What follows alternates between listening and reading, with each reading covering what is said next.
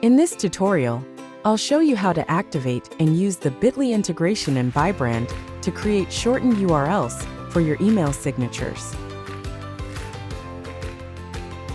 Navigate to Integrations from the dashboard. Find and click on the Bitly integration card. Click Connect with Bitly. Authorize Bybrand to access your Bitly account. Verify that the connection status shows as connected with your custom domain. Now we'll show you how to use the integration to shorten URLs in your email signature.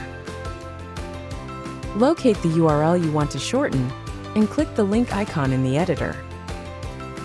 Click the Shorten with Link button and wait for the URL to be shortened.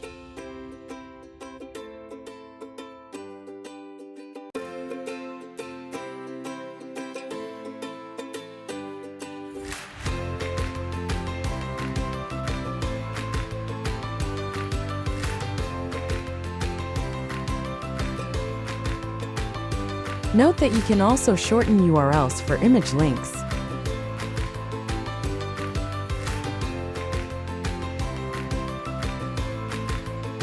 That's it. You've successfully activated Bitly integration and shortened URLs in your email signature.